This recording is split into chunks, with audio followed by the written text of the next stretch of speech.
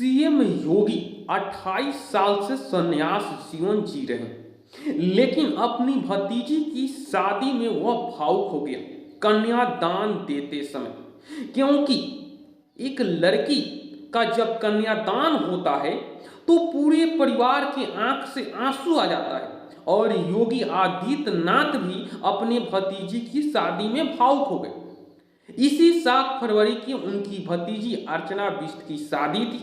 शादी समारोह में उत्तर प्रदेश के मुख्यमंत्री योगी आदित्यनाथ भी पहुंचे हुए थे। पूरे रस्मो रिवाज के साथ मेहंदी हल्दी हुआ, जयमाल हुआ, द्वार पूजा हुआ, बरनेत हुआ।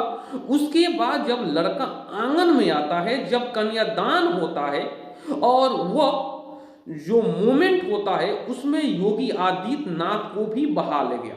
जी हाँ दोस्तों, जो आप देखते होंगे गांव देहात में जो महिलाएं गीत गाती है वह सभी को मन विभोर कर देती है और योगी आदित्यनाथ भी अपने मन पर काबू नहीं रख सके। जिस तरह योगी आदित्यनाथ के दामाद के साथ उनका फोटो वायरल हो रहा है, योगी आदित्यनाथ के दामाद क्या करते हैं ये लोग जानने का प्रयास करते हैं। योगी आदित्यनाथ 28 साल तक अपने गांव नहीं गए, लेकिन 28 साल बाद 3 दिन के लिए गांव गए हैं, क्योंकि कोविड के दौरान उनके पिताजी का जो मृत्यु हुआ था उस समय गए थे।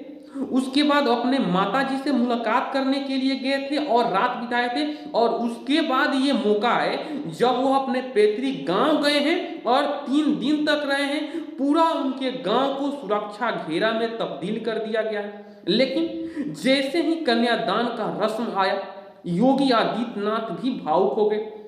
अर्चना और मनोज की शादी बहुत ही धूमधाम के साथ मनाया गया और सीएम योगी, यह एक परिवार जिस तरह से उनका है, और परिवार में कितनी ही शादी हुई है लेकिन एक भी शादी वो अटेंड नहीं किए, क्योंकि जब आप संन्यास ले लेते हैं तो आपके परिवार के साथ संबंध खत्म हो जाता है। लेकिन उत्तर प्रदेश के सीएम हैं और सीएम होने के नाते आप शादी में जा सकते हैं और उस रिवाज से गए, लेकिन परिवार में जाने के बाद, घुलने के बाद, मिलने के बाद वह भावुक हो गए और वह भावुक उनके चेहरे पर देखने को मिली। जिस तरह योगी आदित्यनाथ गए, मुलाकात की, पूरे रस्मों के साथ एक जो बेटी अपने बाप का कन्यादान करती है, एक बेटी का बाप कन्यादान करता है और उसके बाद जो भावुक होता है, उस तरह की भावुकता देखने को मिली योगी आदित्यनाथ के चेहरे पर